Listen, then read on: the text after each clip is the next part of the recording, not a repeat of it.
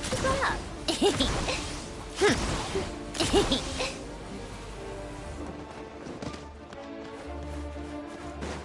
Take a break.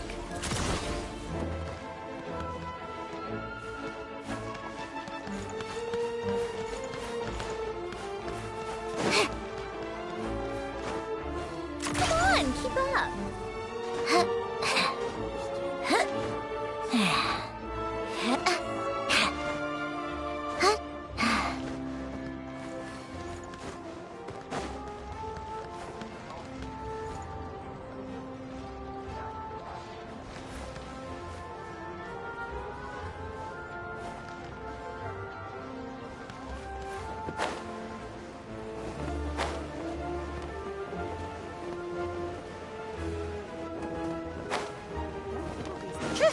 How tiresome.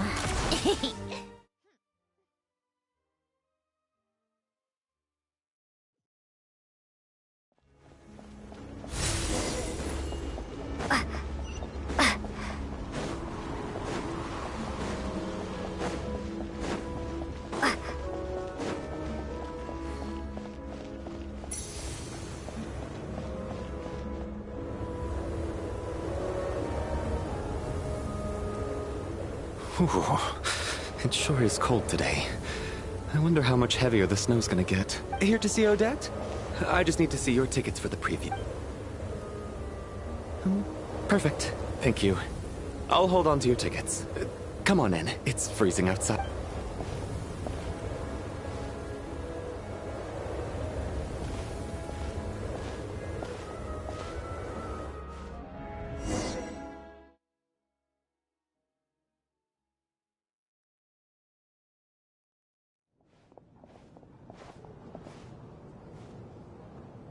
I think I'll leave the Lelek question until after the show's over. Then I'll go find Odette.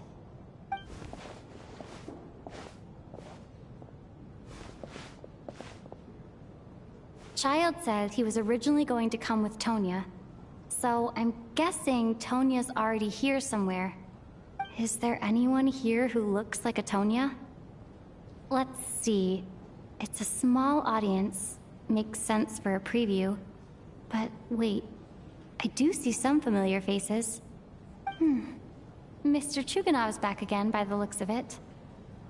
Oh, and is that Mitya? And that Fatui officer, Valeri. Guess he must be playing cat and mouse with Mitya again. Oh no, it looks like the show's starting, and I still haven't found Tonya. Never mind. I'll just have to take a seat for now and see if I can catch her afterwards.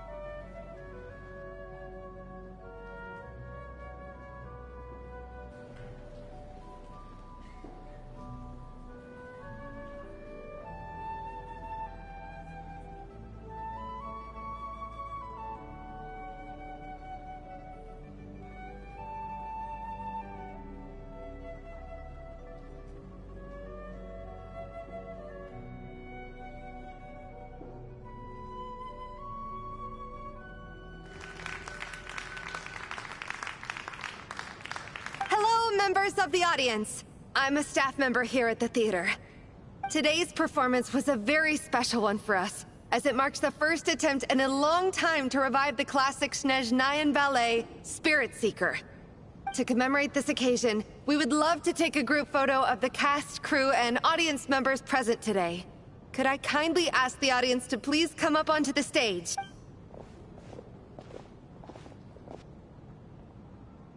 All right, everyone, huddle in a little more. Now, look at the camera. 1, 2, 3.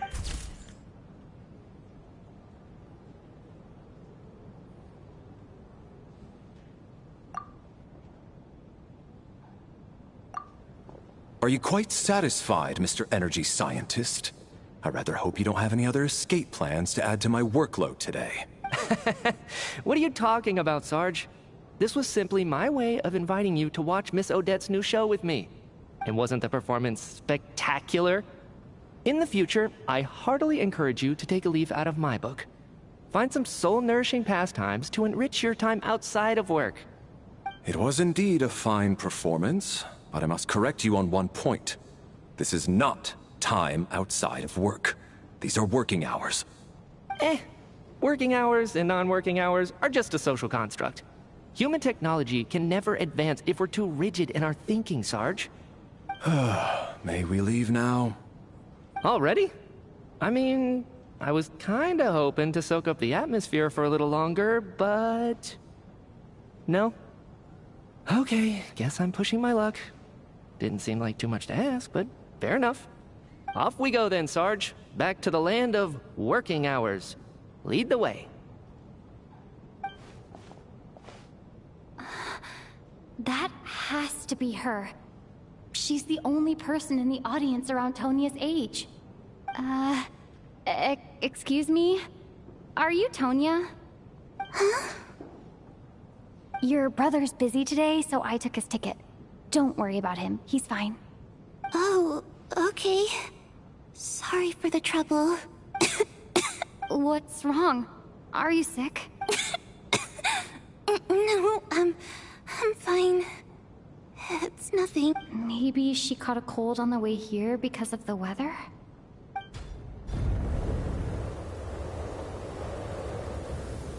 I haven't seen snow like this in a long, long time. It's most unusual.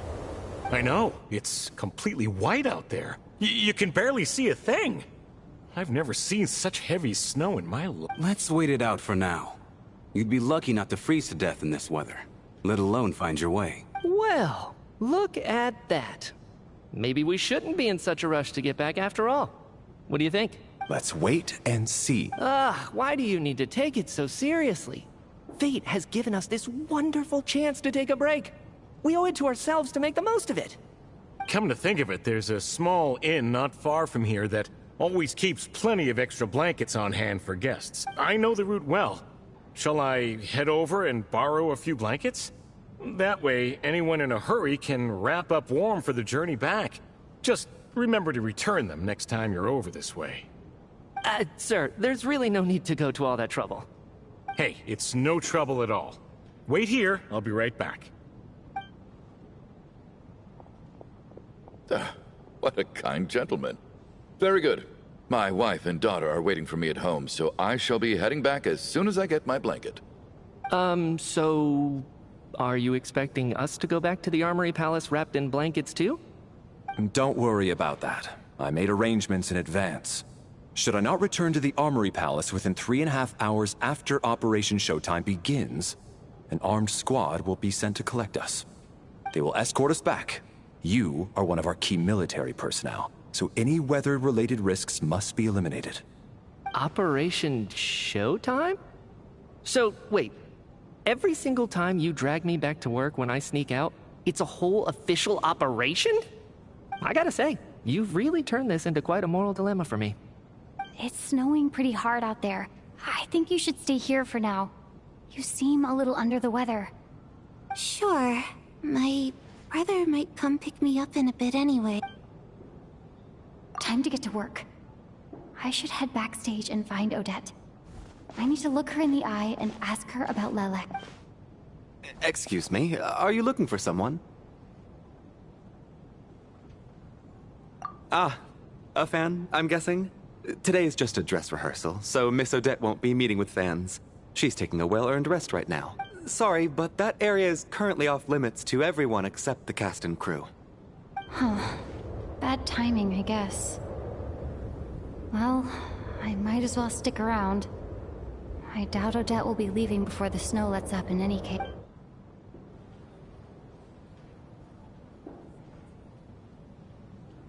What happened to the gentleman who went to fetch the blankets? How has he still not returned? I was thinking the same thing. It's still snowing very hard. Do you think something might have happened? Whatever the reason for his delay, I must say I hate nothing more than people who make empty promises and fail to deliver. Well, I have to treat my employees like that on occasion, but that's different.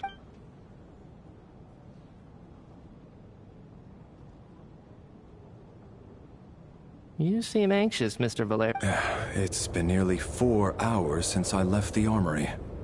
The army should have arrived to extract us by now. They know how much I despise tardiness and disrupted plans.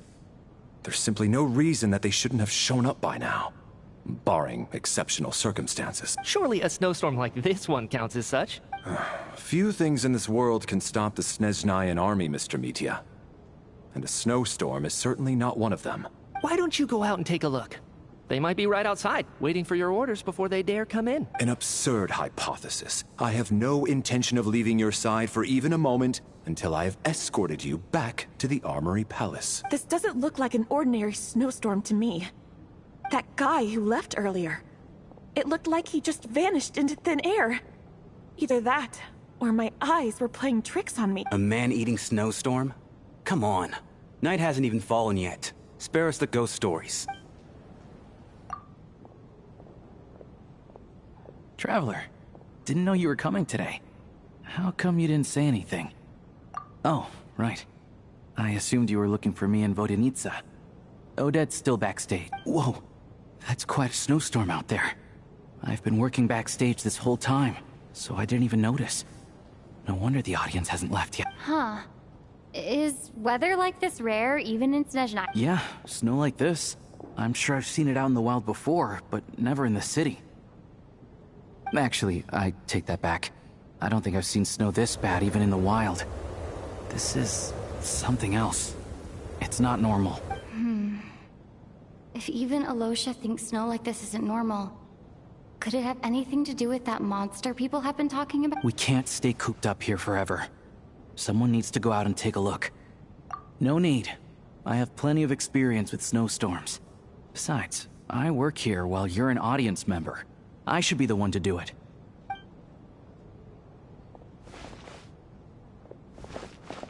Everyone by the door. Careful not to let the snow soak into your shoes. In a snowstorm, you gotta look after your toes above all else. Heading out, my man? Be careful. I've been told this snowstorm eats people alive. Thanks for the advice. I am planning to be careful. I just want to take a quick look at the situation out there.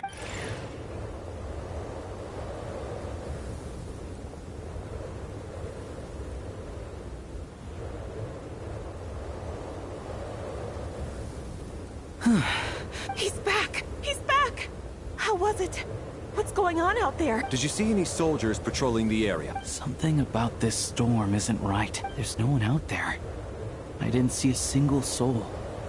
And something in the air gives me the creeps. This isn't your average snowstorm. I suspect it might be related to recent events in our nation. I strongly advise everyone to stay here until the snow dies down. Are you serious?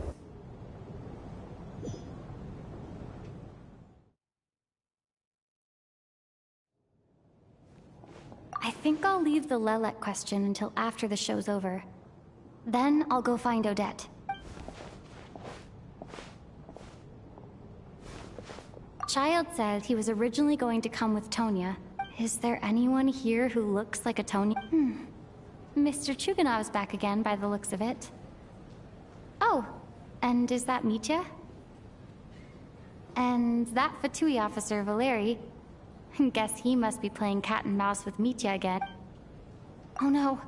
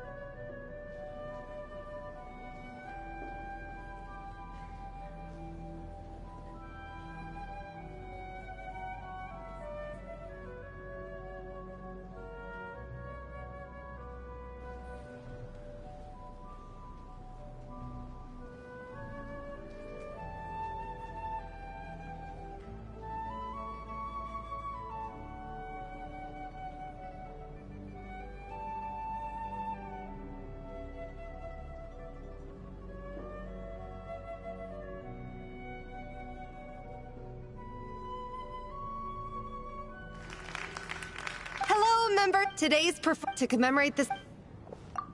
All right, everyone, huddle in a little.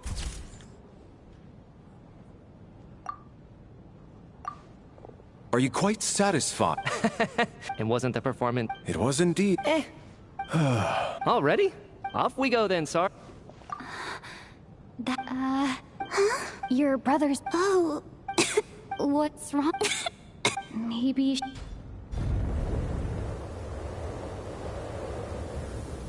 I haven't seen snow like this in a... I know, it's... Let's wait it out. Well... Let's wait. why do you... Come to think of it, there's... I know the route well. Sir, there... Hey, it's no... What a cunt. so... Don't worry, they will escort us back. Operation... I gotta say, you've really turned this into quite a moral dilemma. It's snowing pretty... sure. Time to get to work. Excuse me, are you looking for someone? Ah, you're a friend of Elosha's. I think he's busy Sorry, but that area... What happened to the gentleman who... I was thinking this. Whatever the reason, You seem anxious. They know how much I... Surely a snow... Why don't you go out and... An absurd hype. This doesn't look like that guy who... A man eating... Traveler, didn't know you were coming today. How come... Oh, right. Whoa. Huh.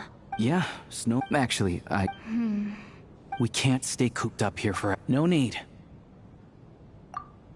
Everyone by the door. Heading out, my man? Thanks for the advice.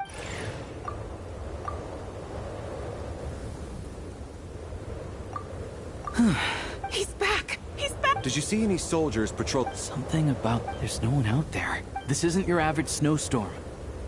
Are you serious? So all of us are trapped here now? That sounds a little far-fetched. You want to go outside and see? I, for one, am not risking my neck in that weather. This just turned from a minor delay into a major hap... We can only hope that our friend who went to fetch the blankets just ditched us and went home. Is it really that bad? But my daughter... I won't be able to read her a bedtime story tonight. Huh? What are you all still doing here? Whoa! It's snowing hard. So now we're stuck here? Oh, this is terrible. Luckily, it was just a dress rehearsal today, so there aren't too many people here. On the bright side, the theater's always well stocked with supplies.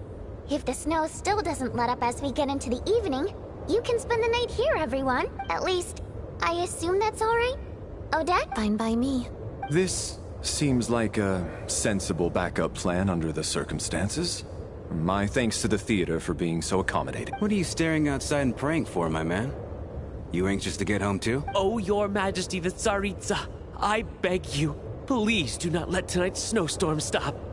This is a golden opportunity to spend the night under the same roof as the two top stars in all of Snezhnaya. It's a once-in-a-lifetime... I think I've changed my mind. Sir, if you so much as look at us funny, you'll be seeing stars in a whole other way. Behave yourself, or you'll be begging for that blizzard. It's getting colder. We need to keep the indoor temperature up. Close the door and lock it tight. Let's head somewhere warmer.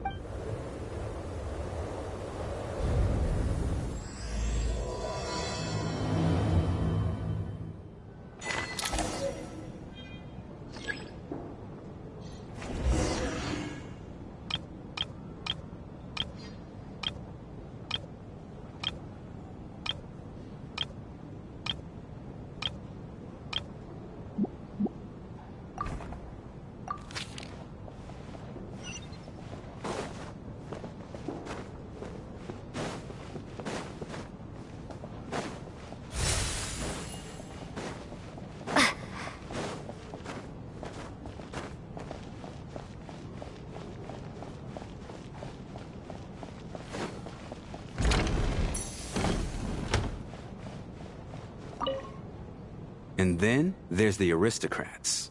Easiest of all to deal with. You don't need to use any force whatsoever. All you have to do is show them the rope you plan to tie them up with. Do you know why? I don't. Because nothing horrifies them more than the thought of a cheap, coarse rope leaving creases on their precious million Mora coat. They'll do whatever you ask to avoid that fate. Unexpected, but funny nonetheless. Tell me another one. Well, look at that. I got myself a new listener. Hey there. Let me introduce myself. The name's Shram, and I'm a mercenary. The kind that gets paid to do odd jobs for rich folks. And I am Chuganov, an entrepreneur. If my name is unfamiliar to you, you will no doubt have heard of my factory, the renowned Iskra manufacturing plant. Are you really that famous, Mr. Chuganov? How come I've never heard your name before? Excuse me? Is that a joke? Or are you being serious? Oh, I'll have to ask my rope later. He's probably tied up more entrepreneurs than I've ever heard of.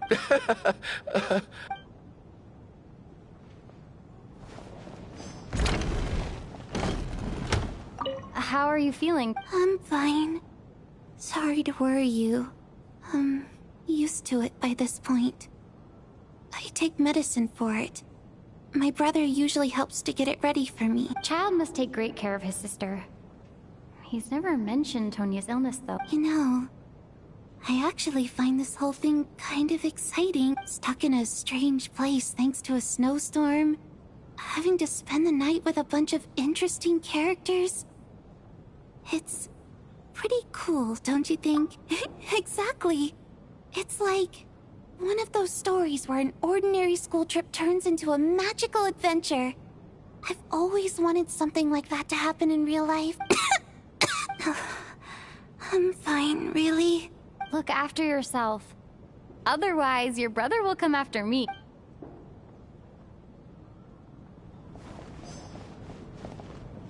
My husband has major trust issues. To him, I doubt even this snowstorm is a good enough excuse for me to stay out all night. That's the price of marrying into wealth. You'll get used to it. I'm not about to stop you if you want to leave. But don't drag me along. Hello? Can I help?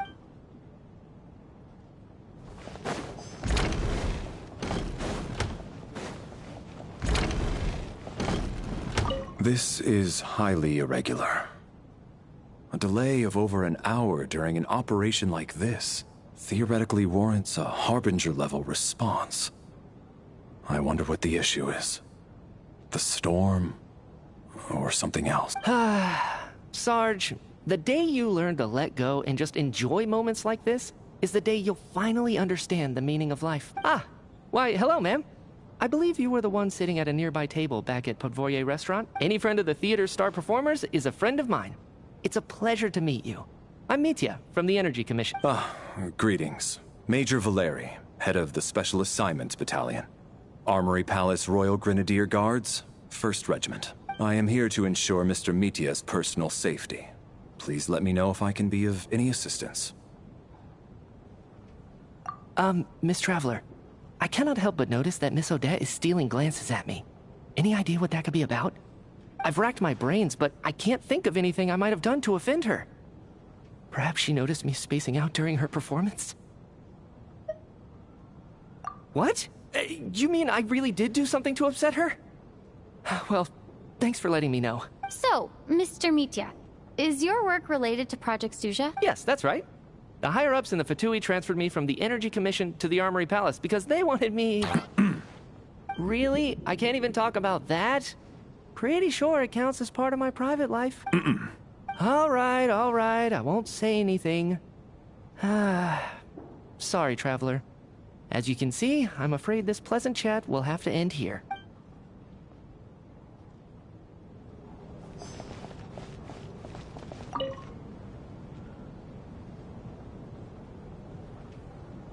I don't think it's ever been this lively backstage before. I didn't know you were coming today. Hey, have you seen Chuganov? I heard he was coming today.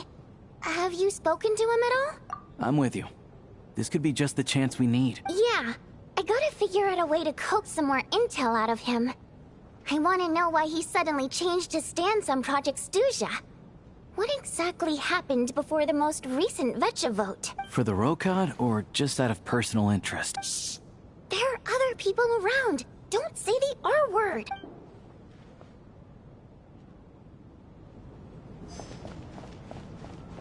I have to say, even though today was a rehearsal and there were some hiccups along the way, Miss Odette's performance was one of the best I've ever seen, even compared to an actual show. Oh, I couldn't agree more, especially considering the weight of the subject matter.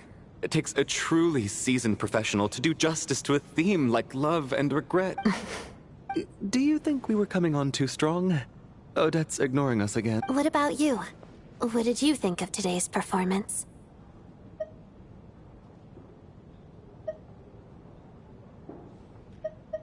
Really? That means it wasn't captivating enough to draw you in.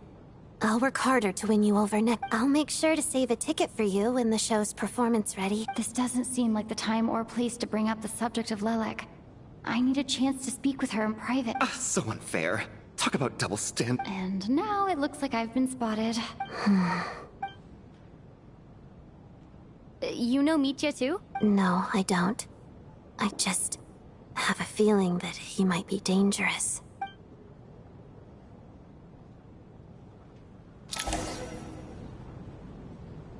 How's it looking, Alosia? No change from this afternoon. Heavy snow with no sign of slowing down. May I have your attention, please? The storm is unlikely to stop tonight, and it'll be even more dangerous outside at night than it was during the day. We at the theater owe everyone here a duty of care. Therefore, we strongly suggest that you stay on site overnight and avoid going outside unless absolutely necessary. In a few short moments, we'll give you a tour of the theater's various quarters. You can choose to sleep in the VIP room, the office, or backstage. Or on the stage if you'd prefer. We won't mind. I'll pass on sleeping on the stage. What if the snow is stopped by tomorrow morning? The early birds in the audience might think we're part of some experimental new show. A drama about sleeping? That could be fun. Maybe we could come up with a title for the production. What? Gotta admit, I didn't get that one. Anyone who doesn't wish to sleep on the stage, please follow me. I'll show you to the room. I guess I'll call it a night. Though, I feel like I won't sleep very well without Paimon here. I'm sure she'll be worried that I haven't made it back yet. But as long as she looks out the window, she'll probably realize what's holding me up. I wonder if she's feeling any better yet? At least she hasn't been getting any worse. Still, I should try and get back first thing tomorrow morning.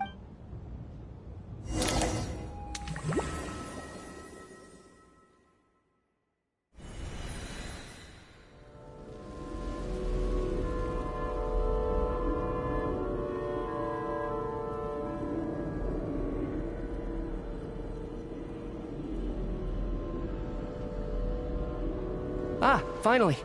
Welcome back to the world of the living, lazy bones. I was about to wake you. The black mist is almost on us. Still waking up, huh? You know, the black mist. It's been chasing us from below ever since we were born. You're just dozy. There's no way you've forgotten. Come on, let's keep heading up. Onwards and upwards is the only way to survive. Don't listen to a word those black mist cultists say. Here we go again. That endless march toward survival. What's going on? That black mist down there is creeping me out. And it's rising. The black mist cultists believe that being swallowed by the black mist leads to everlasting peace. But if you ask me, they're just lying to themselves. We're the only heretics left. The only ones who refuse to give in. We have to keep going. But how do you actually know that they're wrong? Dangerous question there, Torgoth. The moment your faith wavers, you start a chain reaction that ends in the collapse of your will. Put the question out of your mind. Stay strong and believe that the black mist means certain death. Okay, but it's not my mind that's the problem. My body's about to give up on me. It's already starting to falter.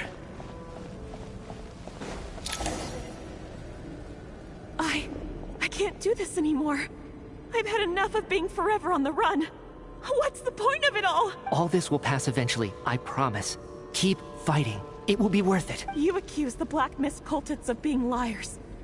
But you're lying too. There is no end to this path. It keeps going up forever. There was never any hope to begin with! The cult of the Black Mist has poisoned your mind, Sobolova. Are you thinking of giving up as well? I am. I think I'll take my chances with the Black Mist over this perpetual torture. As much as I detest the Black Mist cultists, I'm just too... Then I bid you both farewell. Let me put my personal opinions aside for a moment and say, I hope that you both find peace within the Black Mist. Fate always appears so impossibly complicated. But at moments like this, its raw simplicity is laid bare.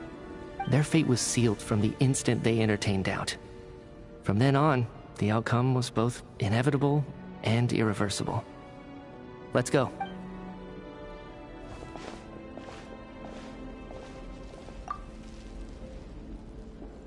Torgov and Sobolova are gone. I never thought the day would come when even they would be swallowed by the Black Mist.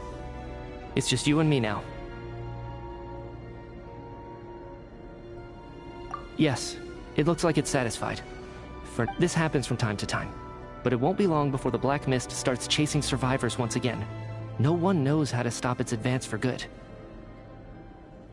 Well, we should make the most of the precious moments of rest that those two bought for us. Huh?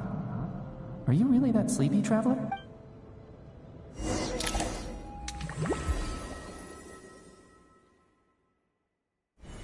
Ah! Help! Somebody, come quick! What is it, Chuganov? What's wrong? Is it morning already? What's all the sounds like it's coming from next door. I should check and see what's going on.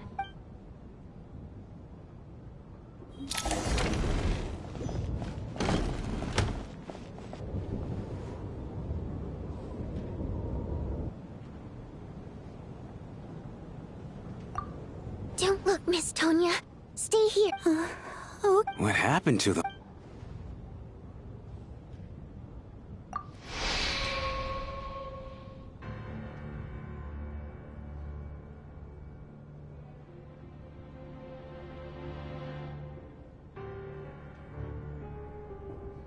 These two people have passed away. And the strange thing is that somehow I knew this was going to happen. I knew that they would be the ones to die. Have I seen this moment before? Or did I have some kind of premonition?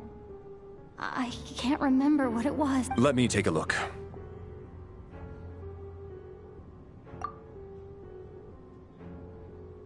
No vital signs in either of them. They're dead. The cause of death, however, remains unclear.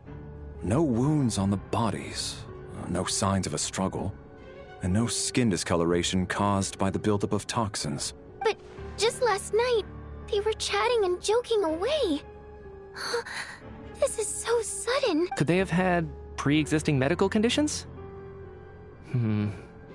Even then, the odds of them both dying of sudden complications on the same night are extremely low. It's hard to believe that they died of natural causes, nor does this appear to be a suicide. Who was the first to discover the bodies? It was me. But these deaths have nothing to do with me, officer. I got up early because I wanted to see if the snow had stopped. Then I noticed that the door to this room was open, and it looked like there was a man and woman inside. I just went over to see what was going on. I had no idea they were... I can corroborate this. I was doing my morning exercises near the stage. When I saw Mr. Chuganov heading this way, I followed him. I can also confirm that I didn't see a single person approach that room before him. The snowstorm was raging all night, and it's still going now. There's no way someone could have come in from outside, correct? You mean an intruder? No, not possible. I slept by the door last night as a precaution. There's no way I wouldn't have noticed if anyone had tried to open it. Everyone, split into pairs and search the theater for anyone in hiding, or any signs of suspicious activity. I'll follow up with a full search of my own shortly. Go. There is no time to waste.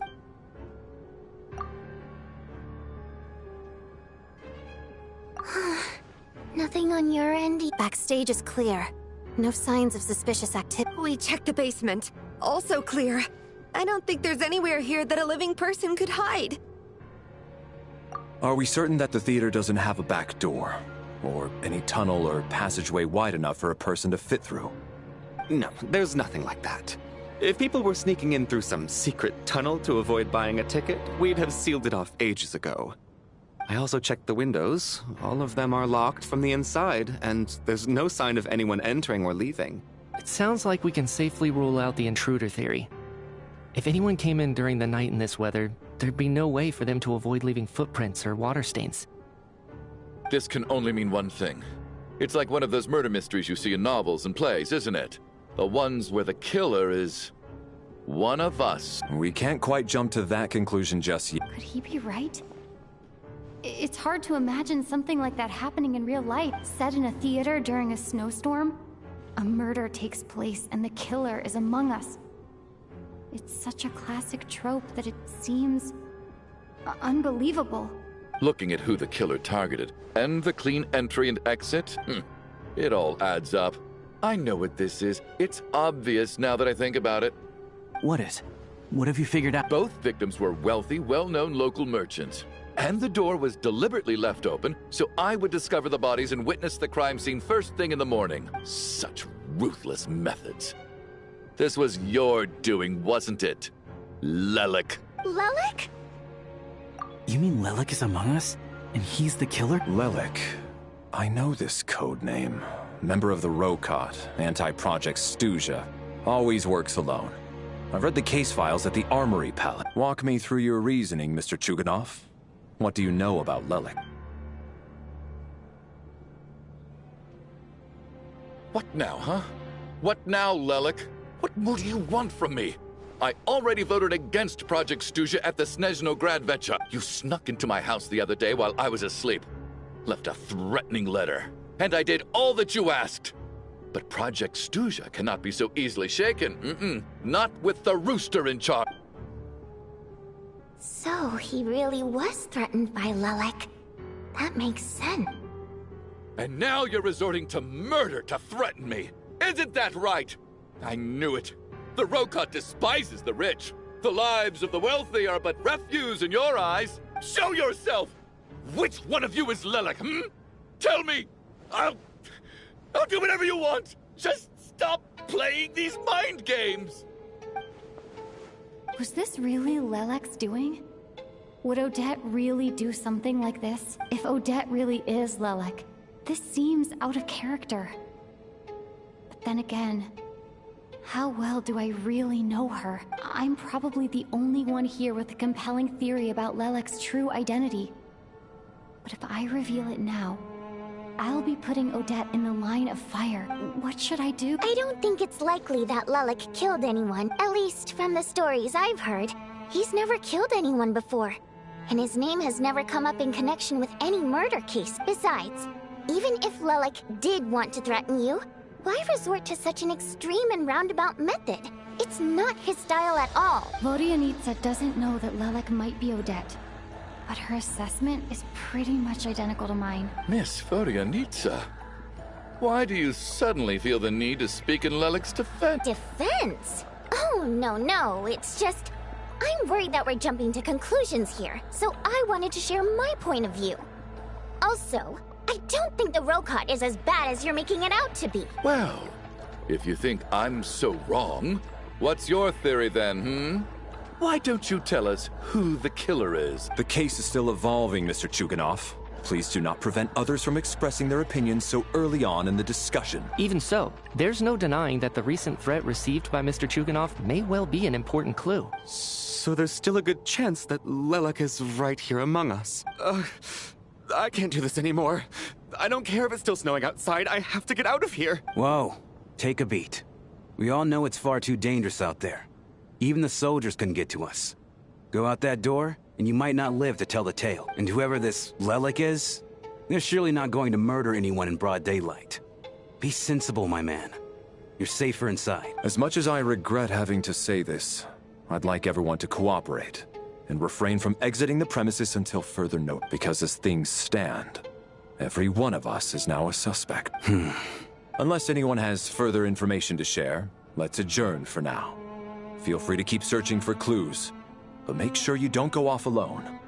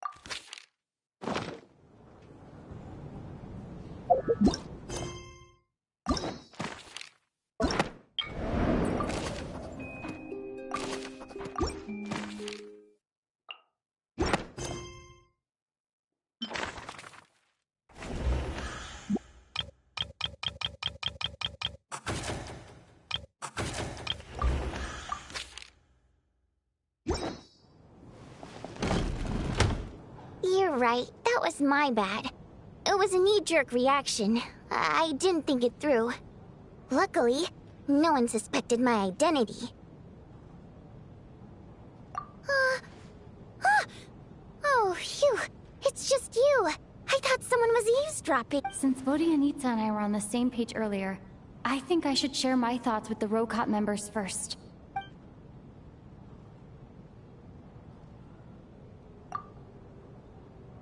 Whoa. Are you serious? I don't know if this counts as gossip, but it's definitely on track to be the juiciest this whole year. Odette? Really? Odette? Oh god, how dumb does this make me look? Lelek has been right under my nose this whole time, and I didn't notice a thing. Actually, it's exactly what you'd expect. Sometimes, hiding in plain sight is the best strategy.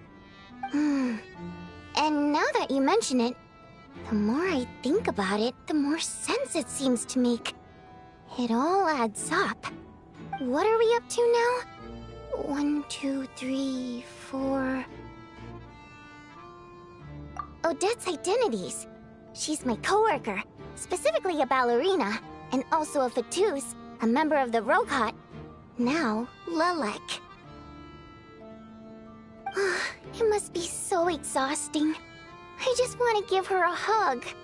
I guess since I've always known her as a member of the Fatui, it never even crossed my mind that she could be involved with the Rokot, let alone be Lelek. I don't understand. If she's with the Fatui, what reason could she have for being so opposed to Project Stusha? Probably best if you ask her that in person. Well, since you waited until now to bring this up instead of announcing it to everyone earlier, does that mean we're all on the same page here?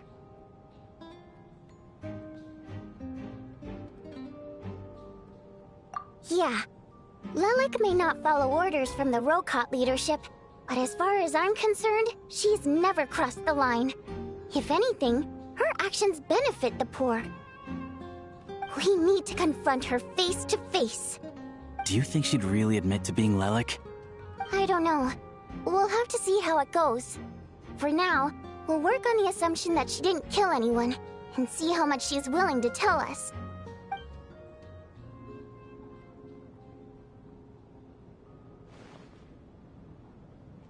Now's her chance. Odette's alone. Let's go. Hey, Odette. What is it, you guys? Shh.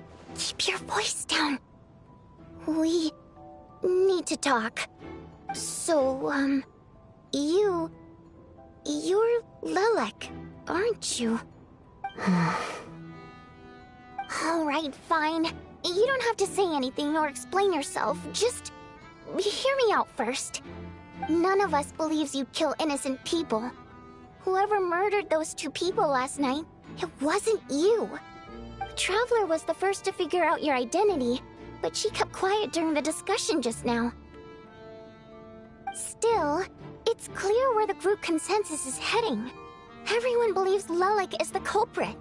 If your identity is exposed, you'll be in a really bad spot. We're your colleagues, and we know what kind of person you are. I don't want anything bad to happen to you. So, can you clue us in? Tell us everything. The more we know, the more easily we'll be able to cover for you. Alright. Yes, I'm Lelek. And no, I'm not the murderer. And thanks, but I don't need you to cover for me. Actually, I'm planning to reveal my identity. Huh? You're gonna reveal that you're Lelek? Here? That's right. I'll admit I was surprised at first when Shuganov guessed that I was here. It was just a lucky guess, but it caught me off guard. But after taking some time to assess the situation and confirm where everyone stands, I don't believe I have anything to worry about. Are you sure you don't need a second opinion? Given the circumstance... Mr. Valeri! What?!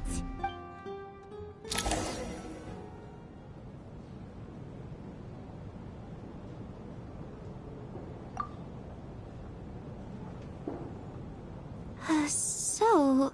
I don't know what game you're playing, but you've got a lot of nerve. It's just one identity. So what if it's exposed?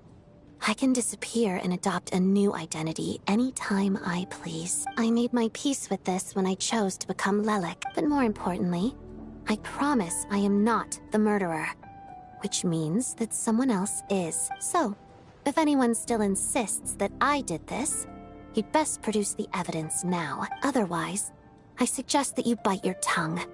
Because if you really believe I killed 2 people without making a sound or leaving a trace, pointing fingers at me would surely only make you my next target. Is this really the truth, Miss Odette?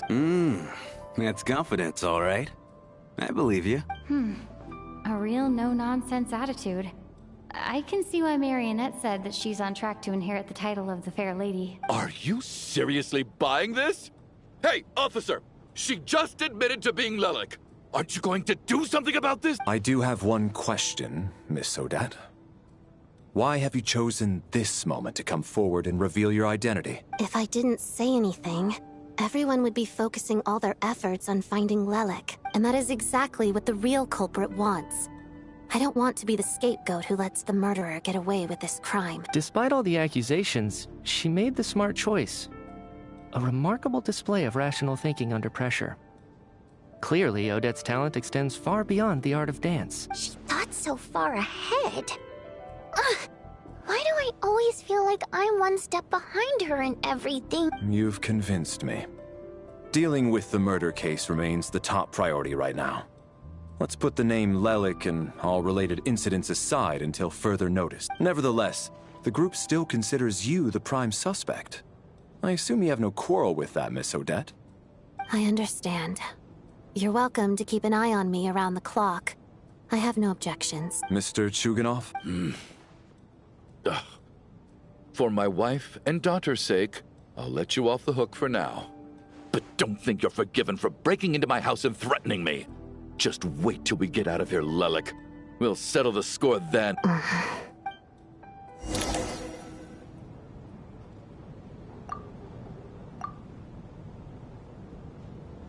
Good work, Lelik guard team. And Lelik too. Here, have some hot water. Turns out Valeri knew about my exploits, so now I've been told I have to guard Lelik with him. Shouldn't you be facing my way if you're guarding me? At the moment, it looks more like you're my bodyguards. If the true culprit is indeed still at large, as you have claimed, we must keep our guard up against them also. Don't worry, Tonya. We'll get through this. Once the snow stops, the officials will step in. The investigation will get easier, and then we'll be safe. But once the snow stops, won't everyone just leave? You're gonna miss us, huh? Well, some of us work at the theaters, so we'll still be here. I'll even give you a special backstage pass. Really, Miss Vodyanitsa? That's awesome! You've made a fan for life. Aw, you're so cute, Tonya. All right, let's swear to it. I promise to give you the pass, and you promise to never change your mind about being my fan. Promise. Don't indulge her, Tonya. You don't have to swear an oath over things like that. You really do get carried away sometimes, don't you, Miss Vodyanitsa? Hey, mind your own business.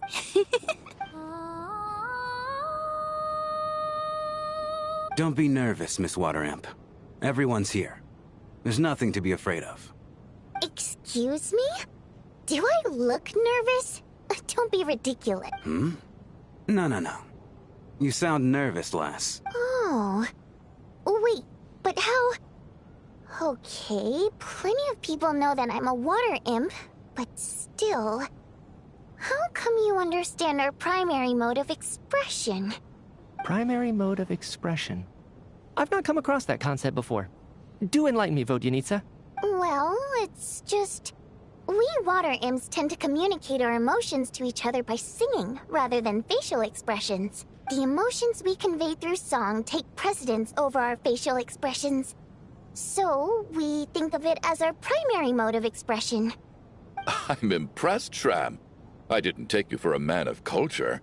but you're clearly rather learned. It's not about being cultured or not. The thing is, this mode of expression can usually only be understood by other water imps. It's not a simple case of a song sounding happy or sad, and yet, you're clearly human, Mr. Shran. It's really not the big deal you're making it out to be. I think I just have a knack for it. Plus, I have a very close friend who's a water imp. A delightful lady. But keep that a secret. Anyway, we spent so much time together that before I knew it, I noticed I could understand her expressions. Oh, I guess that makes sense. Still, the fact that you have a water imp friend is even more surprising. I'd better watch what I'm singing when I'm around you from now on. Hey, what are you implying? You're not secretly insulting the audience in your songs, are you? Heavens! Why would I do a thing like that? It's getting late. We should discuss our sleeping arrangements for tonight. To guard against the killer, someone needs to keep watch. I suggest that we don't sleep in separate quarters tonight. It will be safer if we all stay together. As long as someone keeps an eye on Lelik, I'm quite sure we won't have any trouble. Are you saying that you wish to bet your life on Miss Odette being the killer? Nonsense. Of course not. Then I propose the following arrangement for tonight. The Traveler, Odette, and I will form the Night Watch. We'll sleep in shifts, but 2 of us must be awake at any given time. An excellent idea. This allows us to handle the night watch while also keeping an eye on Lelik. Meanwhile, the rule of taking shifts in pairs resolves the other issue. Namely that we can't necessarily trust the Traveler or Valeri either. I expect that plan took you quite some time to come up with, didn't it? Actually, our field combat manual outlines a similar approach.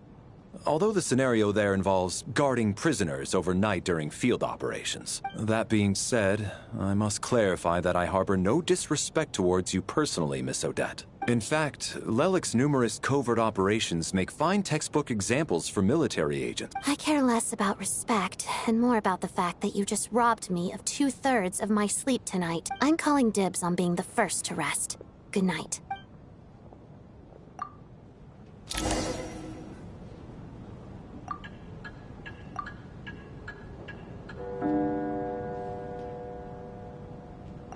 It's almost time. We should wake Odette. How are you faring? Oh, not going to argue with that. I'll take a quick nap. If you start to feel sleepy, wake me up anytime. It's finally time for Odette and I to share the night watch. I should wake her up.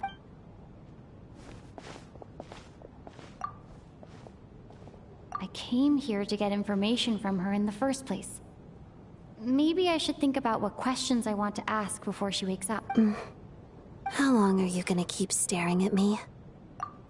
Couldn't sleep. My mind's been running haywire. Plus, there's something I've been meaning to talk to you about. I had a hunch that you wanted a conversation too. Let's take this chance to clear the air, shall we?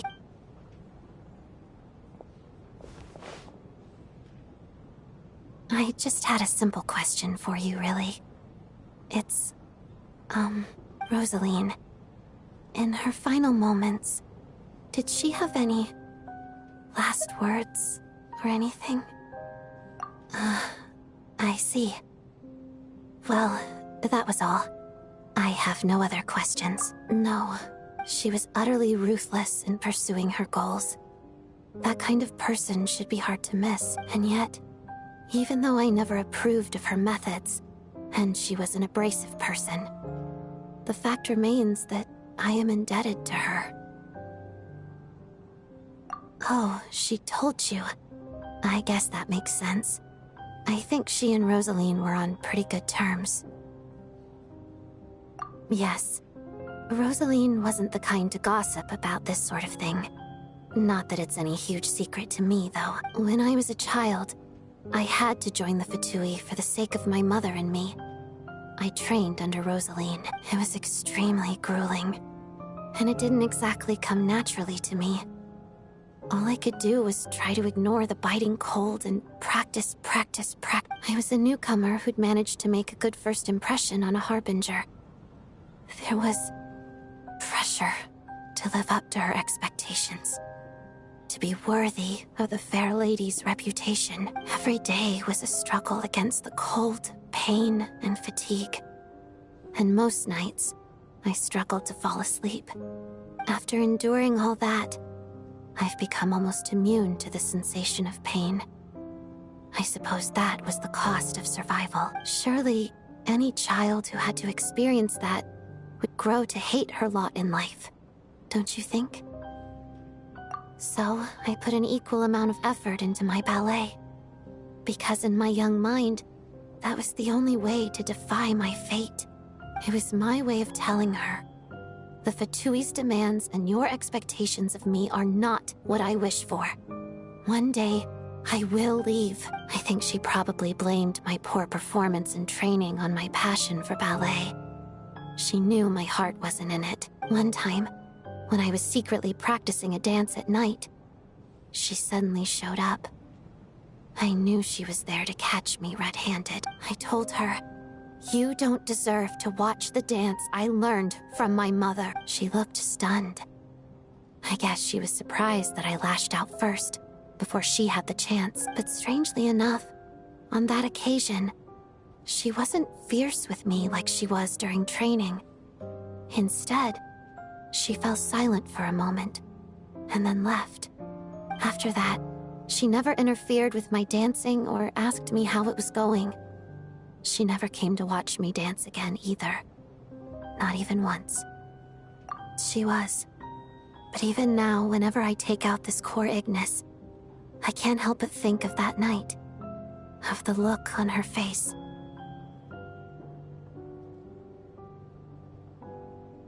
Sort of. Although gift might be too kind a term. This is her flame sealed within ice. A symbol of her favor, yes, but also her way of keeping an eye on people. She knew the location of every piece of core Ignis.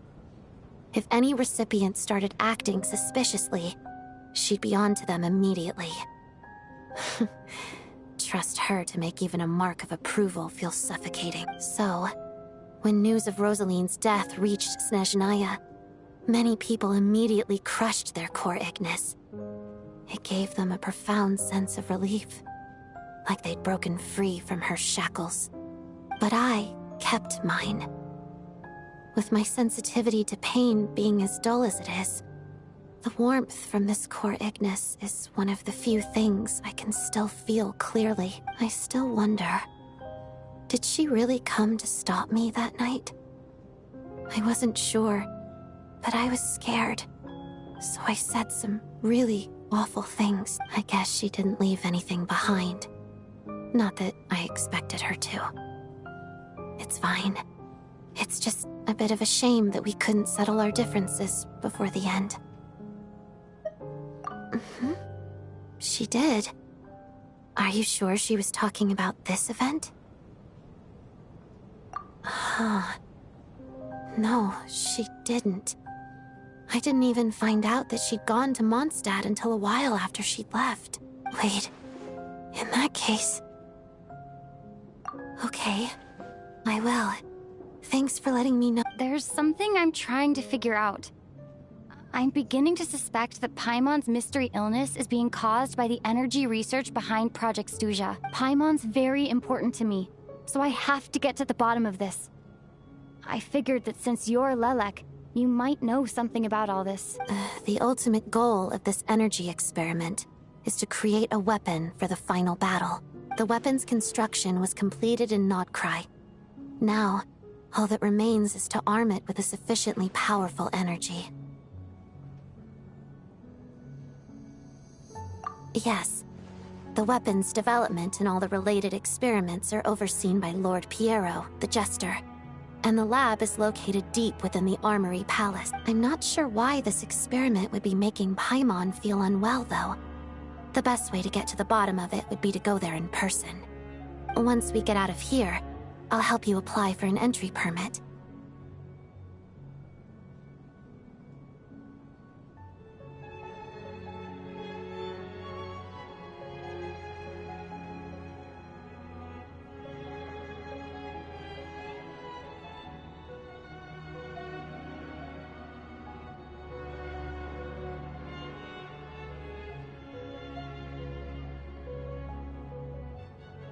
And I'm hardly the organization's proudest member, as you know. You answered my question about Rosaline. I want to do you a favor in return. Huh? What's wrong? Are you not feeling... You two seem to be hitting it off. I thought you were sleeping. Of course I was.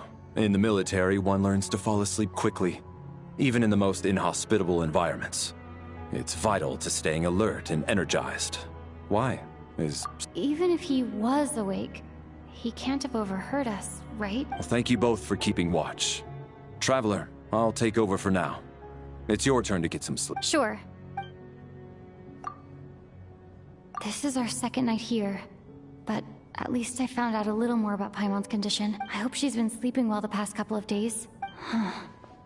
Why do I feel like I'm being watched?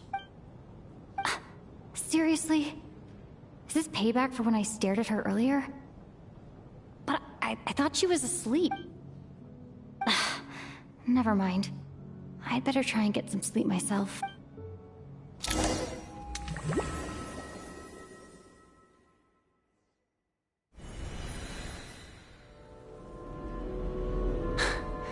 Hey, what are you spacing out for? Are you reaching your limit too? How long have we been walking for? Do you remember? Time's lost all meaning. Ever since we noticed that thing above our heads. What was it called again? A star key? Or key star? Anyway, the person who named it was swallowed by the black mist. Whatever it's called, ever since we noticed it, we've been walking up and up, hoping that as long as we reach it, we can find a way out of this. But it seems like no matter how far we walk... Well, we've come this far. You never know. Maybe we're almost there? Come on, enough moping. Let's go. The black mist is catching up.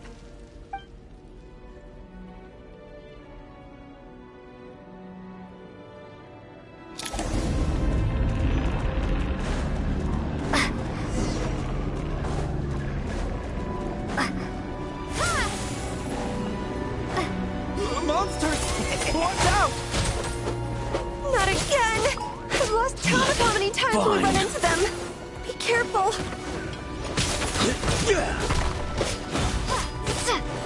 Firestorm!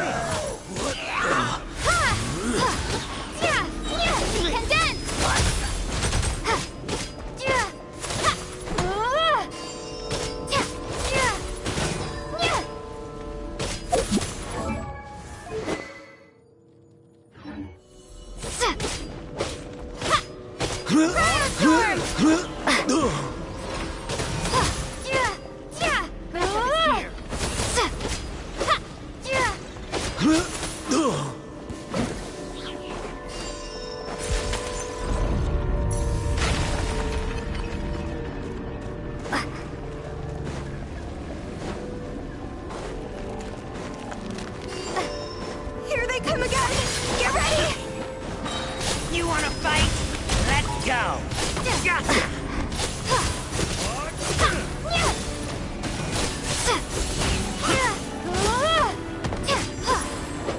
Backup is here. Firestorm! From the way! What the? What the? Condense!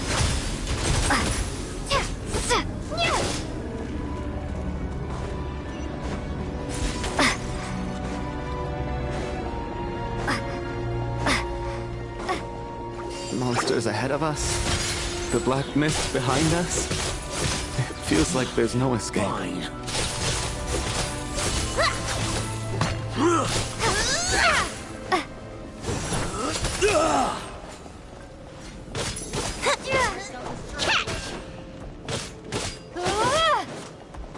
That's it!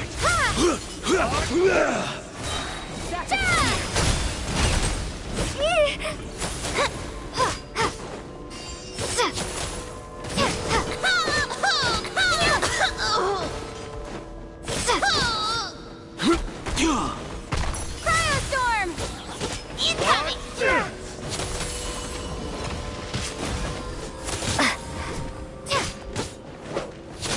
Shut up!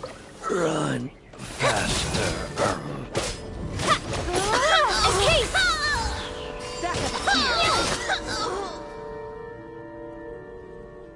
Are you hurt, Coolish? No. I'm fine. I get you. In fact, I reached my limit a long time ago. Sometimes it feels like... Yeah. The hope that the star gives us is the only thing keeping us going. But I'm not sure it's real at all. Otherwise, why would it always be out of reach? We know you mean well, but you're only saying that to try and encourage us to keep going. Thank you, friend. But enough is enough. Please don't give me a... You're going to continue, aren't you? I admire that. I've given up, but I wish you the best. May there come a day that you catch up to the star and leave this godforsaken plane. It's not an illusion. We really are getting closer to the star.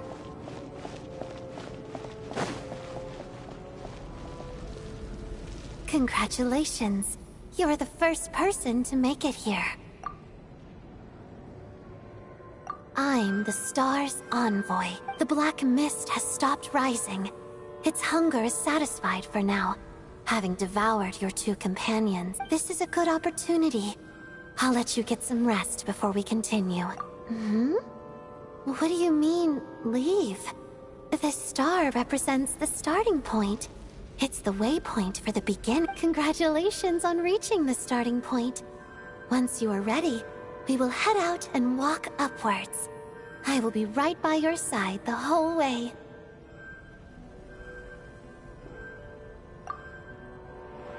Huh? What's wrong? Hey, don't give up before the journey's even begun.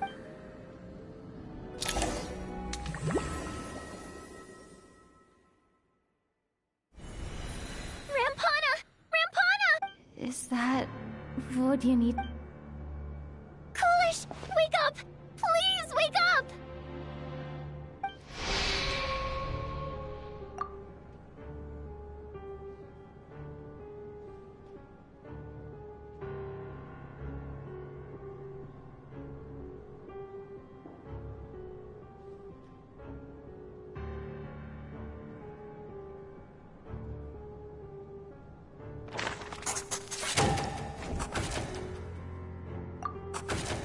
The situation is identical to that of the two casualties yesterday.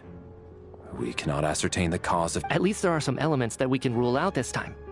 They slept on the stage with everyone else. So I suppose the surrounding environment can't be a relevant variable. Rampana. Weren't some of us keeping watch last night? 3 of us, in fact. How could you not notice something was wrong? I'm as confused as you are. Certainly nothing unusual happened on my watch. Likewise, and from what I've observed so far, both Miss Odette and the Traveler can be trusted. To be honest, I didn't get a wink of sleep last night. I couldn't help but think I was the target. So I just laid there with my eyes closed. I heard the Traveler and Lelik chatting, but otherwise I don't recall hearing any commotion during the night.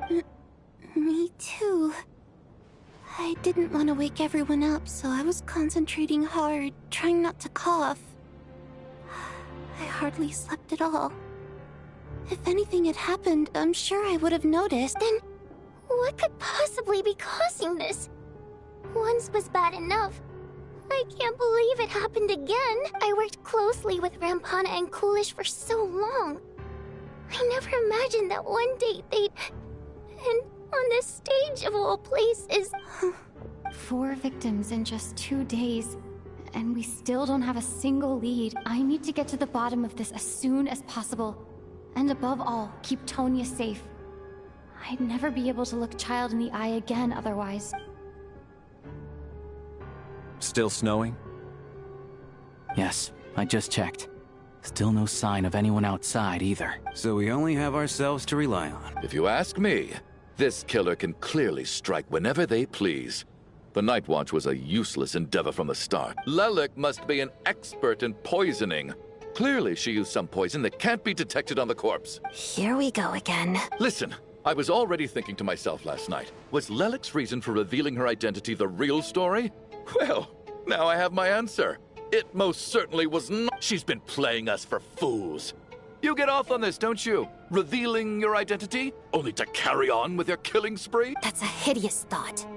One that only a hideous mind like yours could dream up. How dare you? That's enough! Yesterday, you named Lelik as a suspect because the victims were both wealthy merchants. Lelik might have had a motive then, but today's victims were just ordinary people. Not to mention that they were colleagues of Odette and mine. What reason would she have to murder them? Let me guess. Just to scare you? Who knows? Maybe you don't know her as well as you think. I implore you all to ask yourselves, how many people are there really in this world that have what it takes to kill another person? Not many, I'd wager.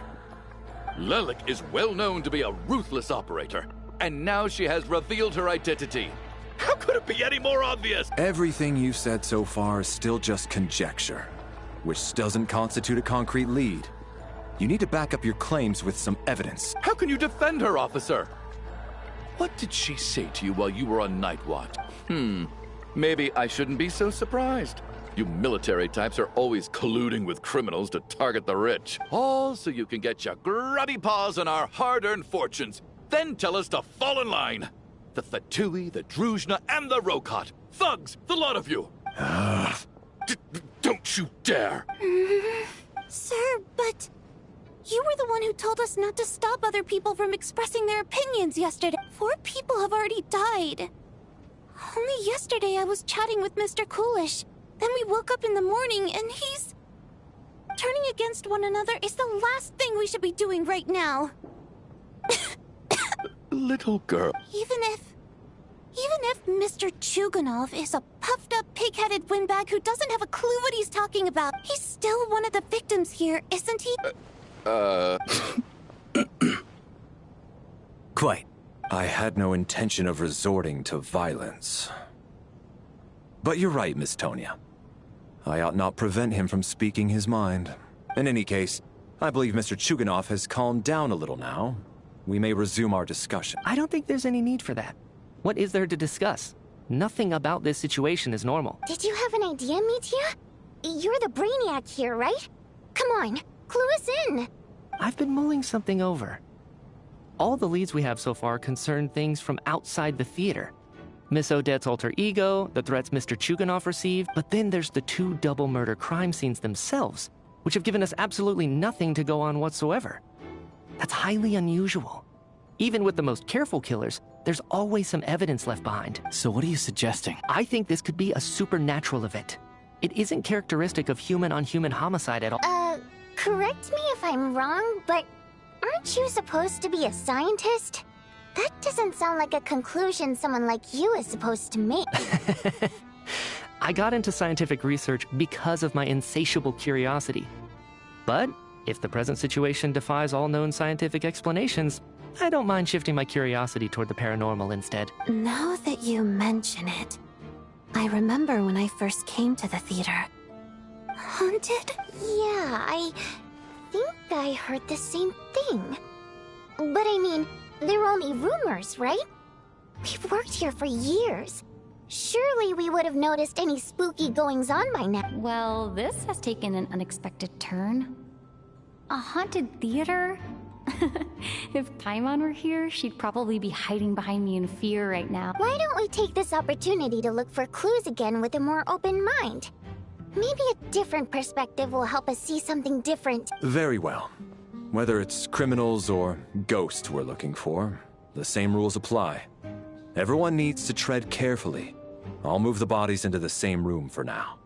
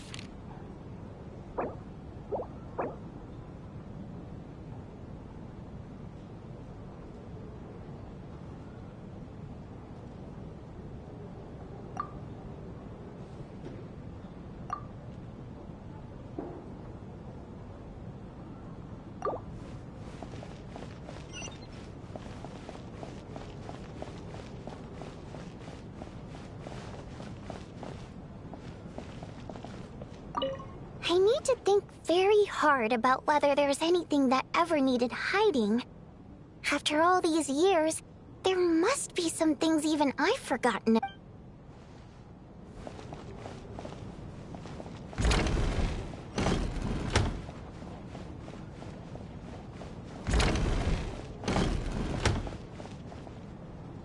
Tonya? Did you find anything? Not yet. Still looking. So... Are we supposed to be looking for something paranormal? I think I'd prefer teaming up with you than looking around on my own. This looks like somebody's notebook. Shall we read it together?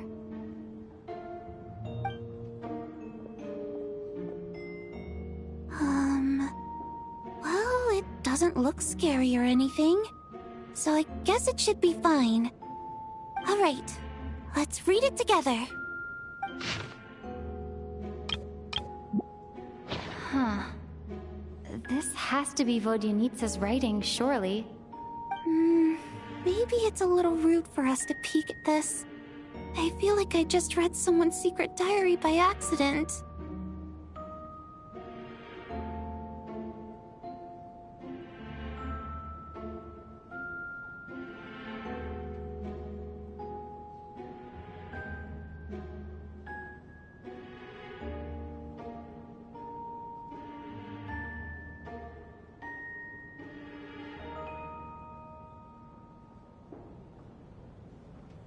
It sounds like she's writing this for her parents, right?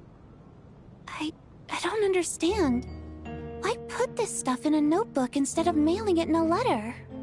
Because her water imp parents belonged to the aristocracy, who were driven out of Snezhnaya by the Tsaritsa long ago. And now they live somewhere new, where the postman can't get to.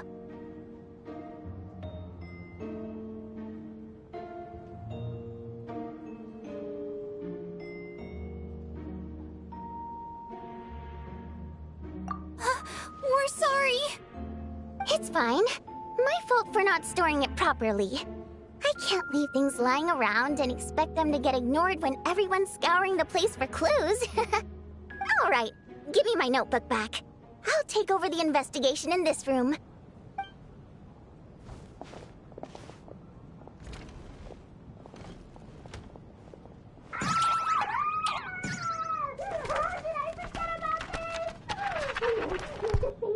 Oh God, and this one. Oh my. Why am I so embarrassed?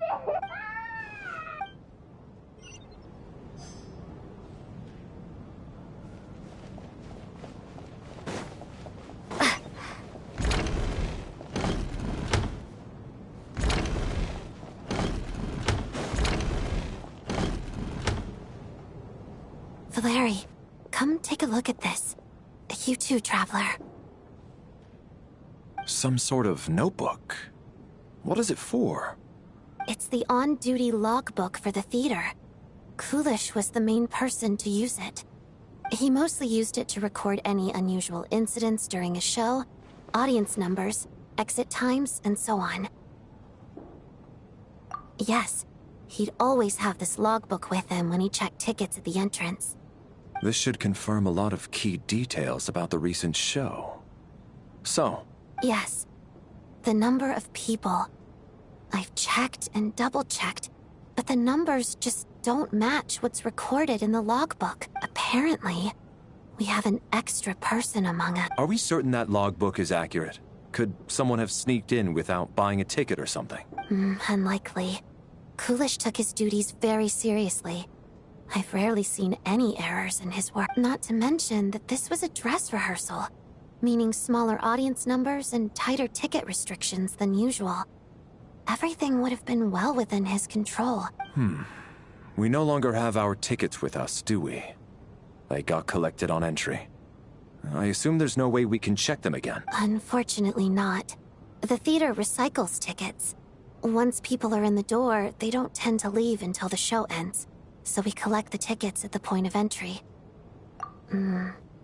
Still, I'm inclined to believe that this discrepancy in the head count is significant somehow. Did an extra person just materialize out of thin air?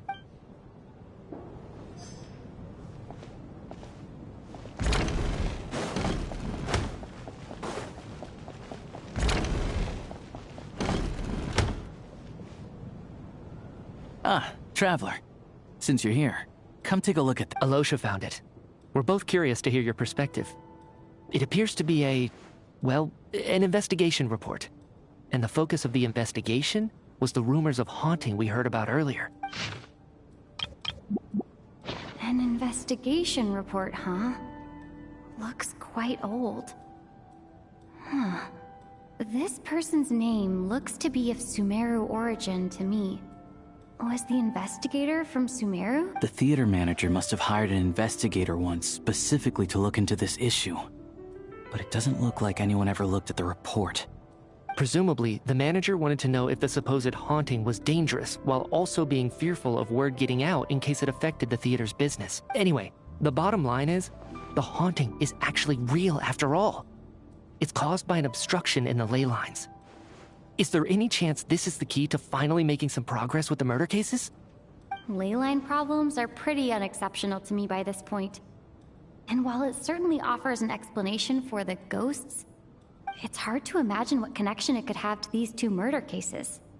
Some of the language that appears at the very end of the report caught my eye. Angel civilization, leyline renovation?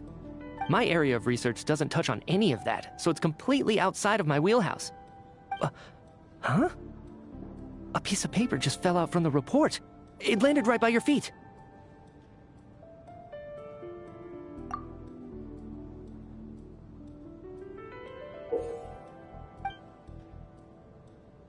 How unnerving. It was tucked inside the report, so it must be a note left by the author. Death is near. Is that supposed to be what's going on here? With us in the theater? But if so, how did the author foresee it? Could he predict the future somehow? Maybe things are more complicated than we thought. No, wait a second. If we take the report and the note at face value, they completely contradict one another. The report definitively concludes that the hauntings in the theater are harmless and cannot affect the real world. But the note seems to be warning of potential danger.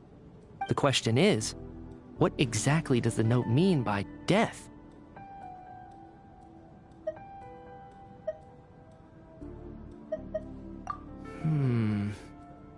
The various ways we could interpret this keyword lead in completely different directions. Let's pause our analysis here for now. I think we need more information.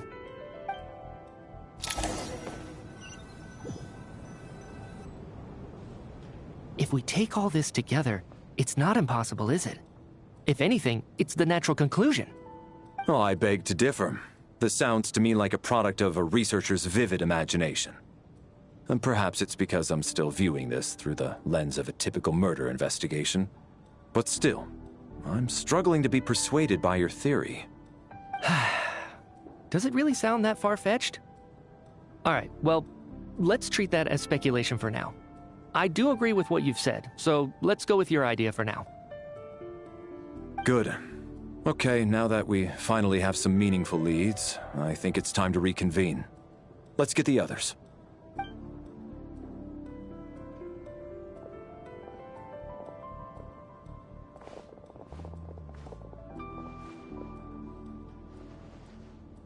So, that's about everything we've discovered so far. I'll share my theory first.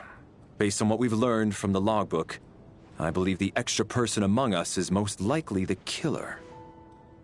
If the killer had simply bought a ticket, it would have greatly increased the risk of their identity being exposed. I expect he or she either hid in the theater ahead of time, or found a way to slip past the ticket inspection. They then blended in with the group and waited for an opportunity to strike. What about the note found in the investigation report? Any thoughts on how that fits in? The killer may have simply planted it there as some sort of sick joke. I've seen my fair share of psychopathic killers. They love playing cryptic mind games. So, it has nothing to do with the haunting of the theater after all. This theory makes sense to me. If we have an audience member unaccounted for, Chances are they didn't come here to watch the show. Could it really be that simple? So, in other words, all we have to do is find out who got in here without a ticket, and all our problems will be solved? Then let me make one thing clear. All the theater staff should be well aware that I came here for the rehearsal legitimately, yes? There's no way I'm the one who didn't have a ticket. It's true. I hear you used every trick in the book to get a hold of that ticket, too. Everything short of throwing a temper tantrum and rolling around on the floor at the entrance. I most certainly did not degrade myself in such a way. Probably a stupid question, but I might as well ask. Did anyone here get in without having their ticket checked? Guess it was naive of me to expect them to just admit to it. Especially after the unprompted Lelik reveal. Once was already a miracle. Twice would be unfathomable.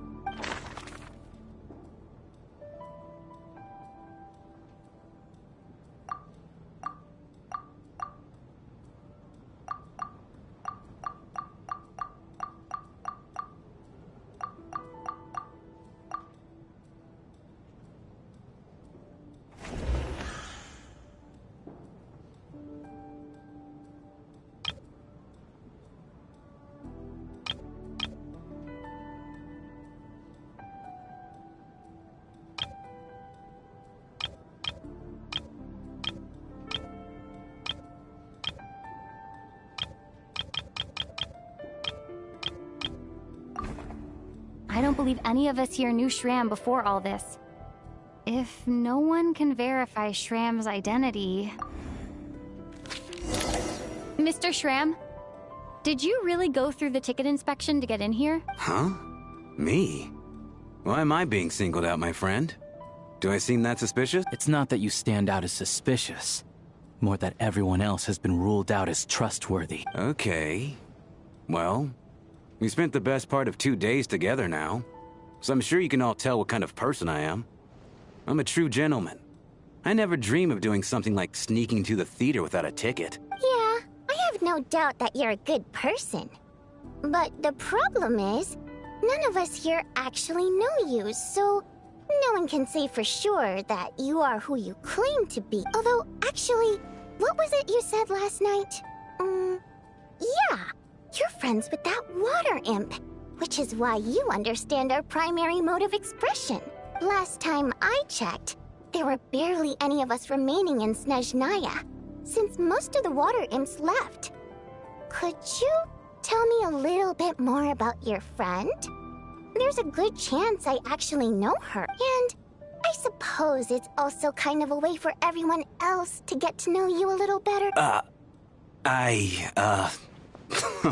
Good grief. Are you blushing? Pull yourself together, man. Stop giggling like a teenage boy. It's... Hey, revolting is a little strong. All right, fine. I'll admit it. That water imp friend of mine, the truth is, we're dating. I was just the bodyguard hired by our family. But the stars must have aligned, because sparks began to fly between me and their daughter. Never in my wildest dreams did I think I'd get so lucky. We don't need details. Just get to the point. Okay. I'm just a little hesitant to reveal her name, that's all. You know how it is. These are delicate times, even with me to protect her. If word gets out that she's dating a human, both the Fae and human factions will give her a hard time. Really? Wait, no. That can't be. Huh? Shram, what the devil are you talking about? Why is everyone looking at me like that? Surely you can understand where I'm coming from. Delicate times? Factions? Yes. You know, the Civil War. Last time I checked, the Fae and the humans were still at each other's throats. If I'm not mistaken, the last significant civil war in Snezhnaya history was over 400 years ago, when Her Majesty the Tsaritsa had just taken the throne and was consolidating her reign. What do you mean, 400 years ago? What's going on here? Is Shram from the past? All right, Mr. Mitya, you win this round. As far-fetched as it is, it appears that your theory may be correct. I'm just as amazed as you are. I didn't even believe it myself, to be honest. Is someone going to explain what's going on here? From the look on your face, you figured it out too, haven't you, Traveler?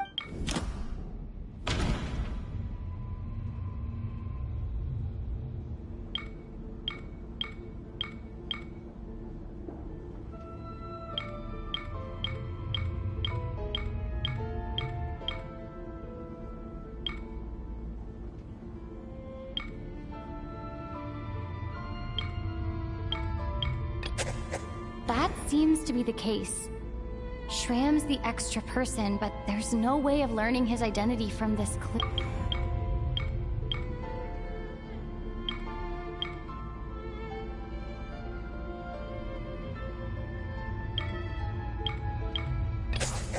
The theater's ley lines have been modified to block souls within its grounds from returning to them.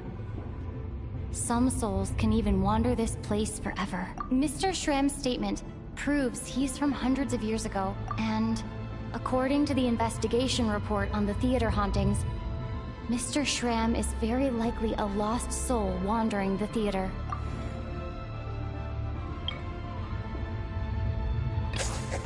For some unknown reason, the soul that has been wandering the theater due to the ley line issues has joined our group and blended in. Yeah, that must be the immediate reason why the ticket count doesn't match the number of people present.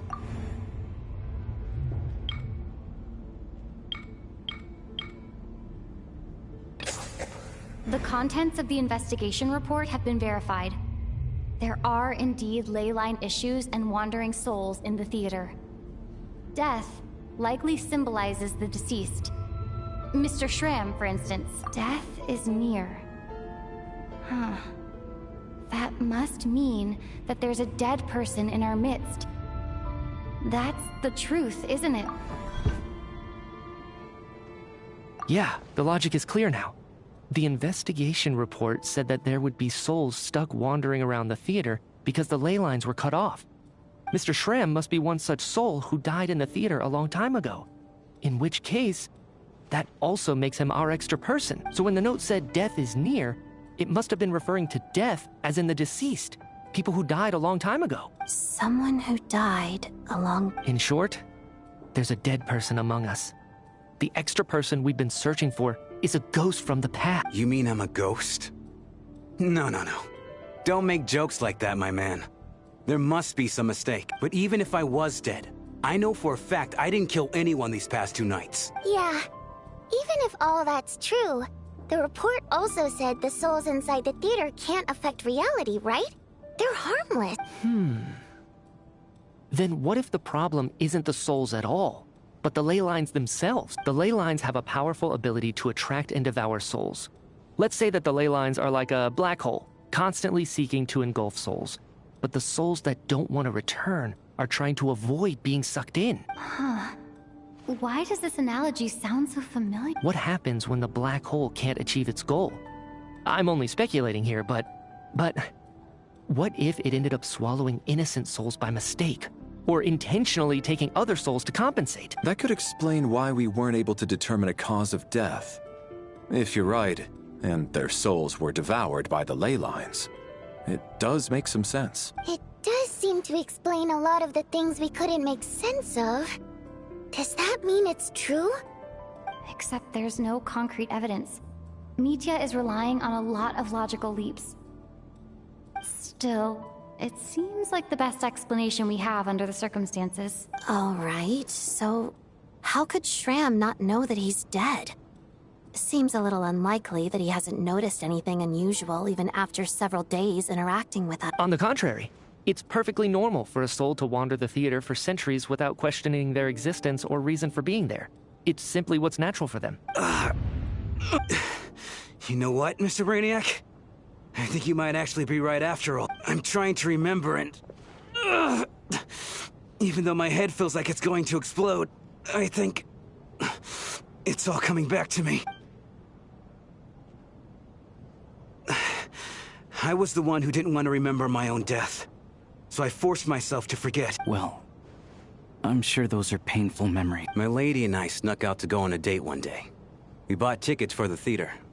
It wasn't really my thing, but I was just happy to be together. All of a sudden, a group of people burst into the theater, shouting for all the water imps to get out.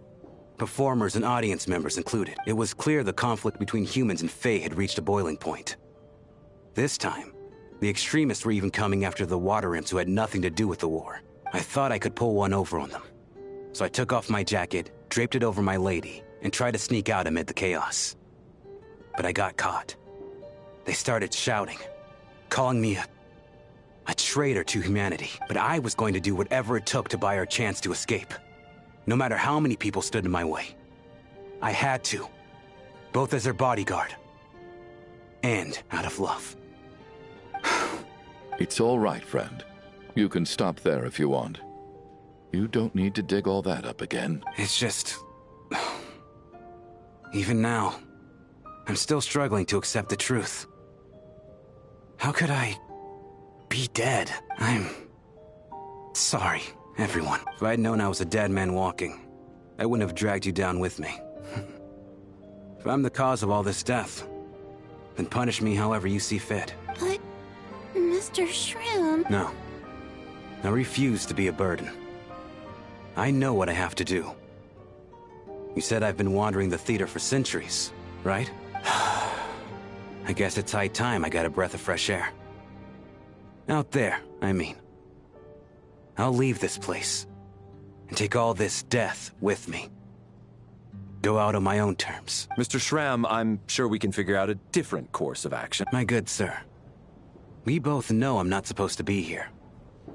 I should have accepted my death long ago. One way or another, this has to end. Unless you're saying this goes against another one of your military principles somehow. No. I'm speaking on a personal level this time. Let it go, man. Oh, wait. One last thing. Miss Wateramp. My lover. Her name was Litia. Litia Ozarova. Do you know what happened to her? Ozarova. Oh, Auntie Ozarova. That's what we all called her. I remember her as a very kind elder.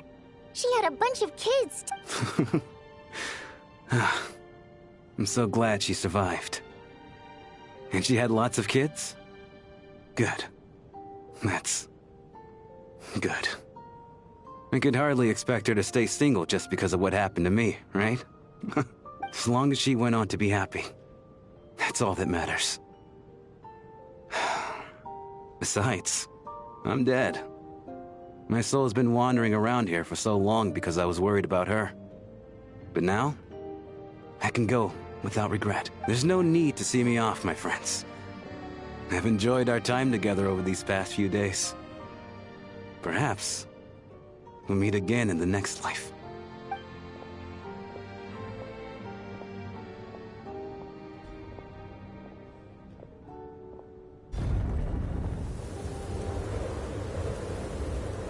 Take care, my man. I knew Mr. Shram was already dead, but... I still feel so sad. Death is cruel, no matter how we might try to make sense of it. So, was the conflict between Fae and humans really that bad back then? I was only little, so I don't remember much. It's terrible to think that so many innocent people had their lives turned upside down. Even the historical records about that time period don't say much about it.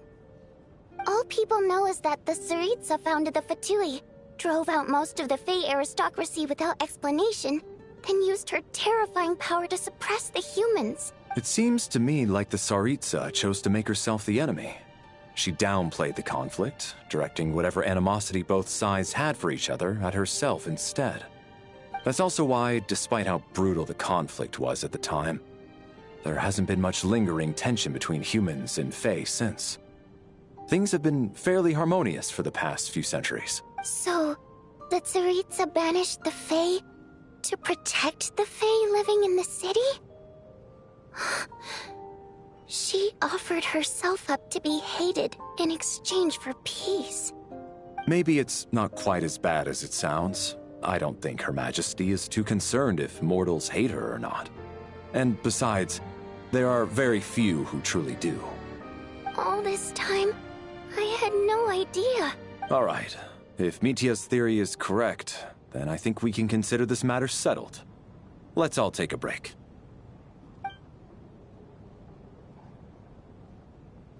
Ugh, if only this blasted storm wasn't still raging on.